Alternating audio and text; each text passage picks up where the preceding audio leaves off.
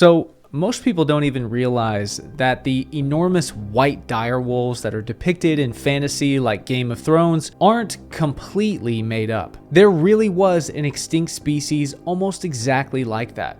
A real predator, far more deadly and possibly more intelligent than any canine species walking the planet today, that ruled and hunted across both continents of the Americas for over 2 million years. They built enormous pack societies, coordinated hunts on prey species larger than anything we see in the Americas today. Ancient cultures like the Clovis people would have found their paw prints across ice sheets of Canada all the way down into South America.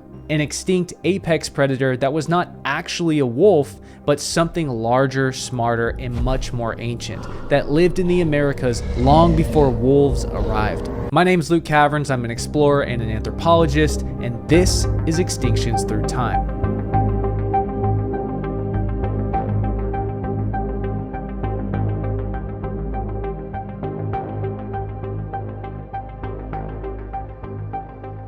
So for over 2 million years, the dire wolf walked this planet before it disappeared. To put that into perspective, our own species, Homo sapiens, have only been around for about 300,000 years.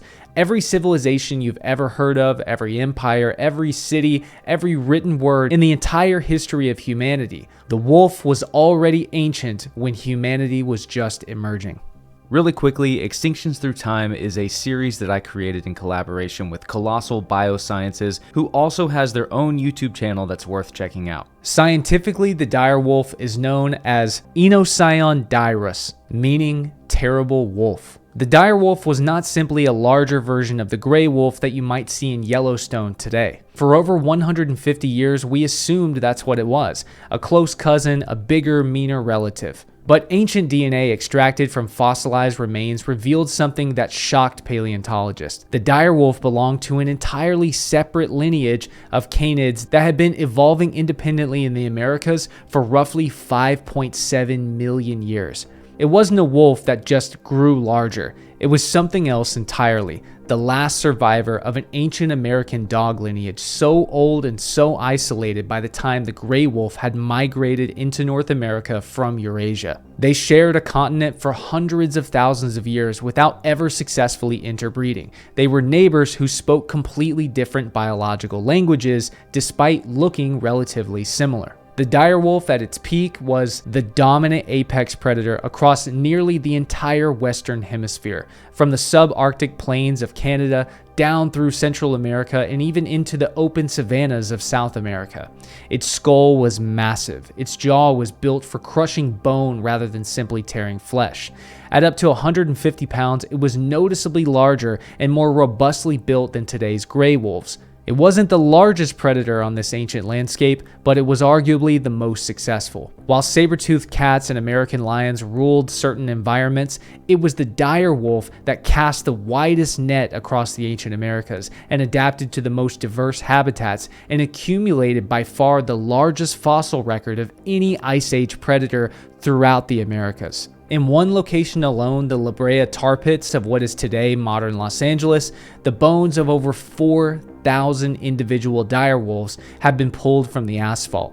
4,000 individual dire wolves, just within a single modern-day city. You can only imagine how many actually existed in this ancient primordial American world. And these are just the dire wolves that happened to die in that single patch of prehistoric sticky tar. The scale of their presence across the Americas must have been mind-blowing, especially for the humans having to survive in that environment. So to understand what exactly was lost when the dire wolf disappeared, you have to understand what the world of the dire wolf was actually like. Because the Americas that the dire wolf called home was almost unimaginably different from the Americas that we know today. 15,000 years ago, if you were standing on the open plains of what would one day become California, you wouldn't even recognize your surroundings. The grasslands and oak woodlands stretched as far as the eye could see. Thick and teeming with life, enormous Columbian mammoths moved in herds across the landscapes. Their curved tusks were some 15 feet long. Giant ground sloths, some species weighing over 3,000 pounds, were lumbering through the ancient primordial undergrowth. American lions, bigger than any lion alive today, prowled the forest alongside saber-toothed cats who were armed with 7-inch canines. Ancient horses, camels, and enormous short-faced bears that could stand some 12 feet tall completed a cast of megafauna so extraordinary that if you transported a modern person back into it, they would struggle to believe that they were even on the same planet. And the dire wolf lived at the very center of all of it. Its pack hunting strategies, its bone-crushing jaws, its robust physique, every feature of its biology was shaped by the challenge of taking down enormous, struggling prey in a world full of competing apex predators. There was an ecological complexity to this ancient American landscape that we're only just now beginning to fully appreciate and see. And yet, over the course of just 2,000 to 3,000 years, virtually all of that ancient world had disappeared. And in the mix of that 2,000 to 3,000 year period, we have something else thrown into the mix: humans.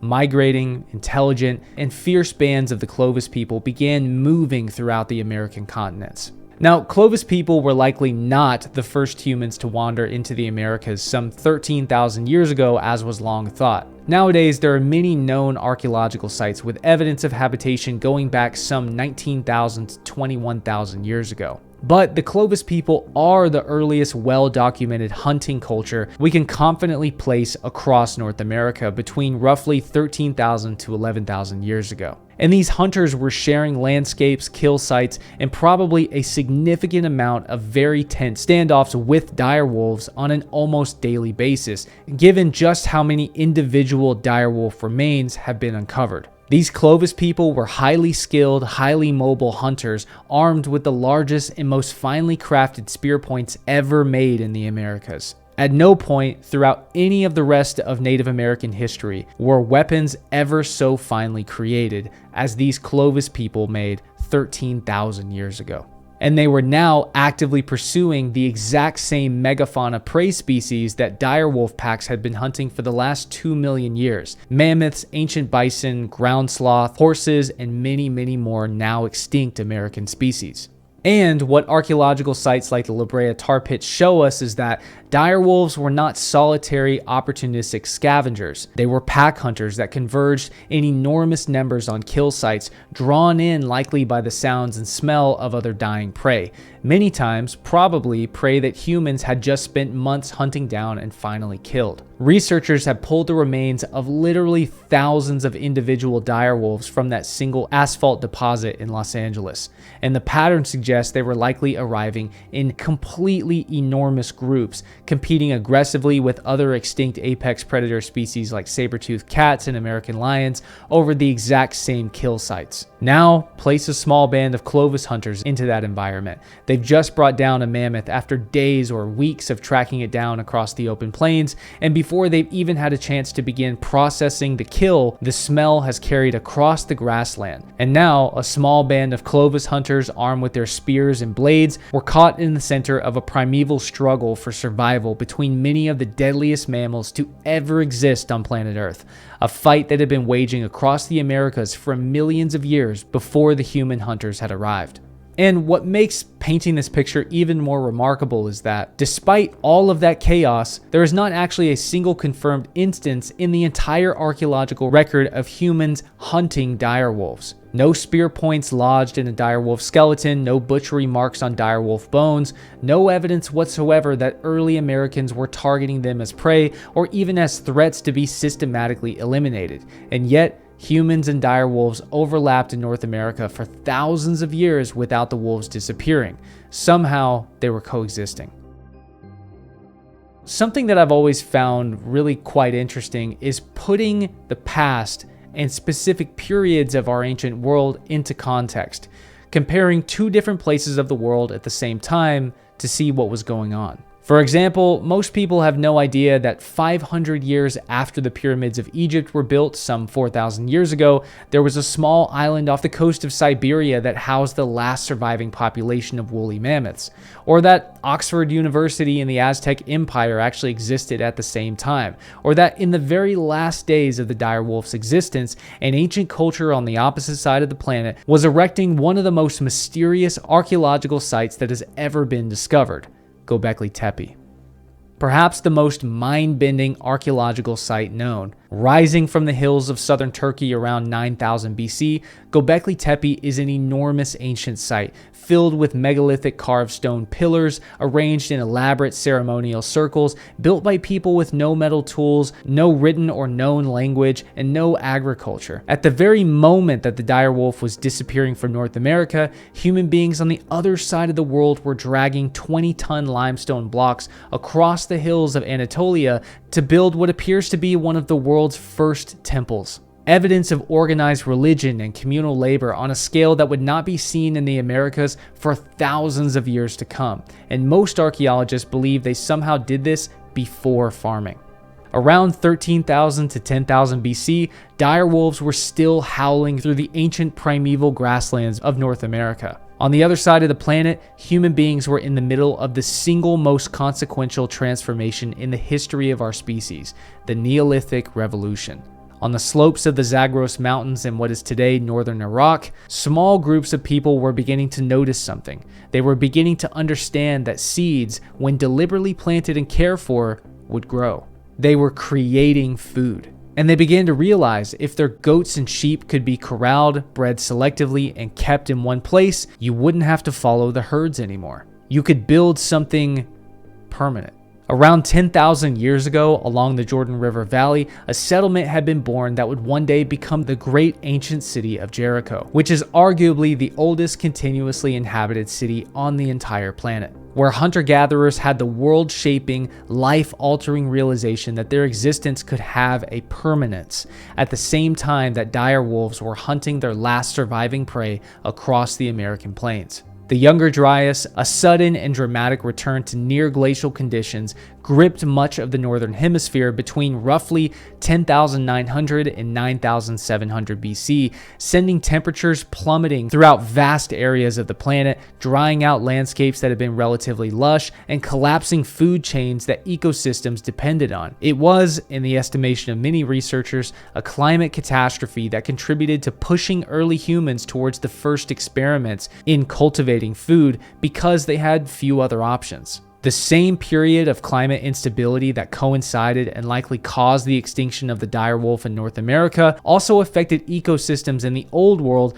that set the stage for the invention of agriculture itself, quite literally transforming the entire world to come. So, what actually killed the dire wolf, and why did it disappear? The honest answer is, we don't fully know. And that uncertainty itself actually tells us something very important. So for a long time, the leading theory was climate-driven prey collapse. As the climate warmed, the megafauna that the dire wolf specialized in hunting, which is mammoths, ground sloths, ancient horses, and camels, began disappearing. The dire wolf, which was built and behaviorally adapted for large prey, just couldn't pivot and adapt fast enough.